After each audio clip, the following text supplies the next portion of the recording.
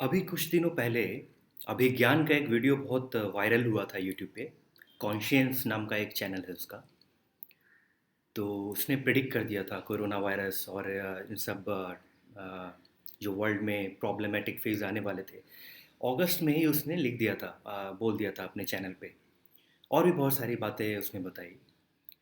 तो खैर अभिज्ञान उस व्यक्ति के बारे में तो चर्चा हम लोग नहीं कर सकते।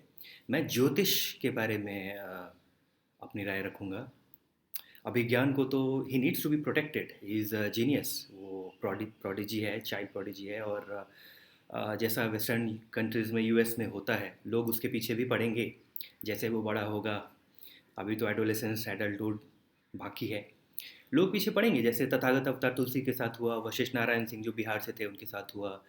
दे will try to tarnish his brand. तो he needs a good mentor.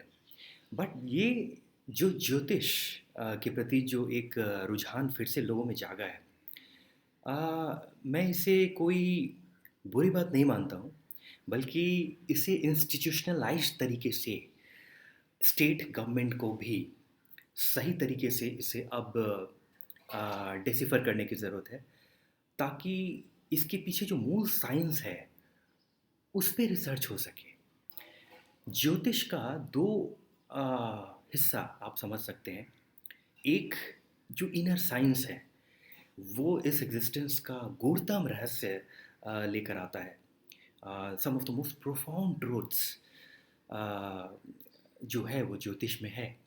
और बाहर का एक नॉन एसेंशियल पार्ट है जो मदारीगिरी है, सड़क किनारे मेरी नौकरी कहाँ होगी, मेरी शादी कहाँ होगी, दिस दैट, ये सब। लोग बाहर के जो नॉन एसेंशियल पार्ट है, मदारीगिरी, उसमें उलझे हैं। प्रॉब्लम ये है, वहाँ से निकल कर अगर हम ज्योतिष के मूल गूढ़ साइंस को अगर हम समझ सके और उसे ले जा सके, तो ये विश्व को बहुत कुछ बता सकता है। और आने वाली समस्याओं से अवगत भी करा सकता है। इंसान के अलावा कई पशु प्राणी जानवर जो हैं, वो उनके अंदर ये परसेप्शन है। आपने शायद पढ़ा होगा उस जापानीज पक्षी के बारे में जो अर्थक्वेक के 1 महीने पहले वो अपना बसेरा कहीं और बसा लेता है। बंदर, सूर्य ग्रहण जब होता है तो बंदर लोग कैसे अचानक से मौन हो जाते हैं, क्या हो जाता है। पशु पक्षी सब चले जाते हैं, चहचहाना बंद कर देते हैं। कुछ है इस एग्जिस्टेंस में, पूरे एग्जिस्टेंस में कुछ भी अलूफ नहीं है। एक सेंस तो है, कोई यूनिटी, ऑर्गेनिक यूनिटी, कॉन्शियसनेस है एग्जिस्टेंस में। अलेक्जेंडर चिजेवस्की रूस में एक बहुत बड़ा साइंटिस्ट हुआ। उसने हेलियो बायोलॉजी की स्थापना रखी, खोज की। उसने कहा कि हर 11 से 12 सालों के बीच सूर्य में एक विस्फोट होता है, एक रेडिएक्टिव एमिशंस होता है। और उसमें बड़े उथल पुथल होते हैं पूरे विश्व में। मानव सभ्यता में उसके चेंजेस होते हैं, क्योंकि वो जो कैथोड एनोड रेज निकलता है उस रेडिएशन से, रेडियो एक्टिव जो जो एमिशंस होते हैं सन में, वो उसका असर मनुष्य के खून के अंदर तक ब्लड कंपोजिशन को चेंज कर जाता है। और जिससे बहुत चेंज होते हैं उसके बॉडी रिएक्शंस में, और बड़े बड़े वॉर्स होते हैं।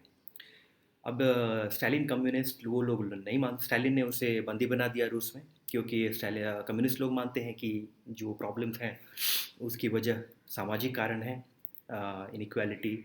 और ये हेलियोबायोलॉजी, सन, ये सब क्या है। तो उसने उसे बंदी बना दिया। और स्टालिन के मरने के बाद ही चीजेवस्की बाहर आ सका, लेकिन मरने के पहले उसने फॉर्मुलेट कर दिया अपनी सारी थ्योरी को, तो जो इसे आज हेलियोबायोलॉजी कहते हैं।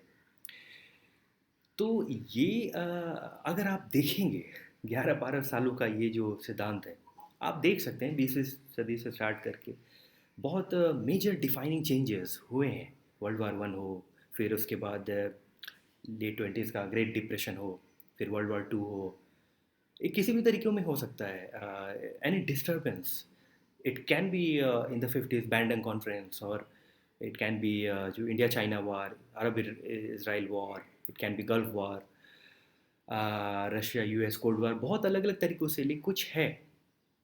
और चीज़वस्की ने पूरे एक फॉर्मुलेट करके बताया था इससे, कि आज इसे शायद साइंस में भी इससे एक क्रेडिबिलिटी मिली है। ठीक उसी तरह से एक 90 ईयर्स का भी साइकिल है सन का। नाइल इजिप्ट में जो नाइल रिवर है शायद एकमात्र नदी है जिसका पूरा रिकॉर्डेड हिस्ट्री है 5,000 साल में कि कितना नदी का स्तर बढ़ा कितना घटा। उसमें इजिप्ट के जो फ़ाराओ थे, फ़ाराओ का वर्ड का जो मीनिंग है वो सन से रिलेटेड है। So they worshipped sun, so this is what pharaoh means. So pharaoh ने कहा था लोगों को कि रिकॉर्ड करने के लिए, बिकॉज सन से लिंक है नदी का उतार चढ़ाव। और इजिप्ट के एक हिस्टोरियन, आई थिंक स्कॉलर तस्मान तस्मान ने पूरी रिकॉर्डेड हिस्ट्री लिखी है उसके बारे में।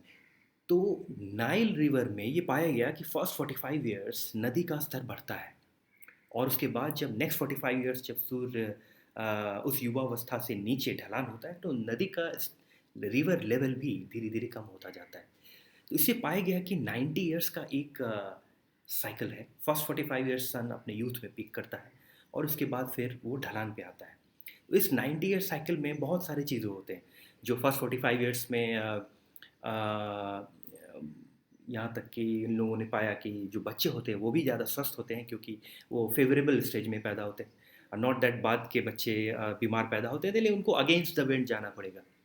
सो ये इस तरह की बातें हुई। और एक और बात यहाँ पे है, ट्री रिसर्च सेंटर यूएस में जो है, बहुत सारे जगह पे अब शायद होगा, बट यूएस में उसका मेन ऑफिस है।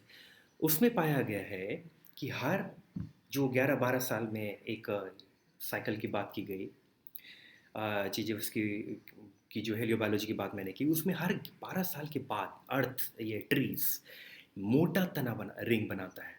अगर ट्री को उसके तने को काट कर क्रॉस सेक्शन में देखा जाए तो रिंग्स, मोटे रिंग्स बनते हैं।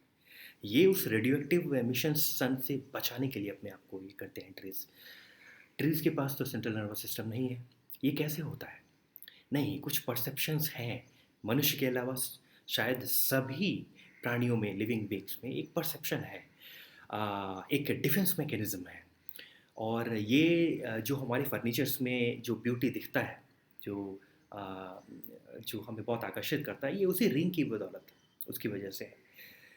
तो ऐसे हर साल ट्री रिंग जो बनाते हैं वो छोटे रिंग होते हैं, लेकिन 12वें साल में वो बड़ा रिंग बनाते हैं। उस रिंग से प्रिडिक्ट किया जा सकता है, साइंटिस्ट लोग ऐसा कहते हैं कि वो ट्री की उम्र क्या होगी, कितने सारे उसने साल देखे होंगे। हर साल वो रिंग कैसा हुआ, फिर रिंग बड़ा होता गया, फिर 12वें साल बहुत बड़ा रिंग हुआ। तो इससे बताया जा सकता है कि आ, कितने साल उस पेड़ ने देखे हैं और किस साल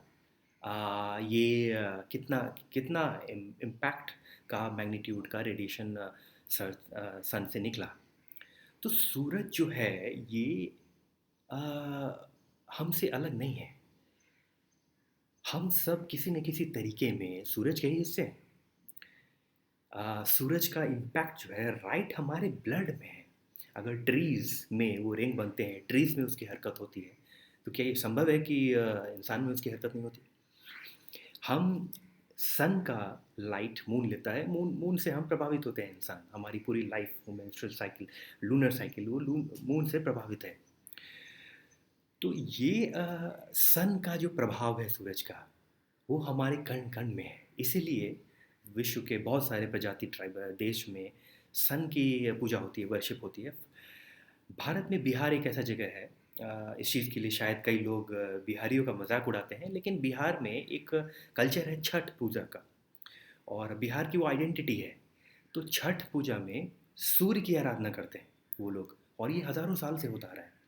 तो स्टोरी टेलिंग वे में इसको वर्शिप के फॉर्म में इसको पास ऑन किया गया है जनरेशन बाय जनरेशन। बट एक साइंस उसके पीछे छिपा है, वो ये कि हम सब, पूरी जिनकी एग्जिस्टेंस सन से संचालित होती है, सूरज से। हम सब सूरज के ही हिस्से हैं। सन के लाइट को लेकर प्लांट फोटोसिंथेसिस से अपना खाना बनाता है। उस प्लांट को या तो इंसान डायरेक्ट कंज्यूम करता है, या जो नॉन वेज वाले लोग हैं वो उस जानवर को कंज्यूम करते हैं जो उस प्लांट को कंज्यूम करता है। तो ये प्राइमरी जो सोर्स है एनर्जी का हमारे एग्जिस्टेंस में, हमारे लिए, ह्यूमन बींग्स के लिए, वो सन है। तो ये ज्योतिष ये बताता है कि सन ही नहीं, जिस तरह सन का इफेक्ट है उस तरह से सारे सेलेस्टियल बॉडीज़ का इफेक्ट होगा ही। और जैसे पुराने समय में हम लोगों ने देखा है बचपन में, वो कैमरा एक क्लिक करके क्लिक करते थे और खट खट एक वो खुलता था फ्रेम और बंद हो जाता था। तो वो जो कैप्चर था, वो कहते हैं ज्योतिष की जब बच्चा जन्म लेता है तो उस समय जो ग्रह नक्षत्र की एक सर्टेन दशा होती है, उस एग्जैक्ट मोमेंट पे वो जो कैप्चर है फ्लैश, उस कैप्चर से बहुत चीज़ वो बता सकते हैं उसके बेसिस पे कि उसका भविष्य क्या होगा और आ, क्या आने वाले समय में घटनाएं हो सकती हैं। लेकिन दुर्भाग्य यहाँ पे ये है कि हम सब उस नॉन एसेंशियल पार्ट ज्योतिष में फंस गए हैं, जो कि मदारीगिरी है। मुझे कब नौकरी मिलेगी, मैं कहाँ किस शहर में जाऊँगा, ये सब इसका कोई मतलब नहीं है। हमें क्या चाहिए कि जो ज्योतिष का एसेंशियल हिस्सा है उससे उस पे डीप साइंस करके और उसके अंदर के साइंस को हम समझें, निकालें, और इससे शायद एक नया एक नए तरह का विज्ञान जन्म ले सकता है, क्योंकि ज्योतिष के कारण ही अंक गणित विकसित हुआ था। भारत ने जीरो दिया था, जिसकी साइंटिस्ट लोगों ने जिसे काफ़ी माना है इस चीज़ को। तो जो भी अंक हैं यहाँ पे, वो ज्योतिष के कारण है। आपके 1 to 9 के जितने भी डिजिट्स हैं, 1 2 3 4 5 6 7 8, वो अंक गणित जैसे यहाँ से आया तो वो ज्योतिष के कारण ही आया।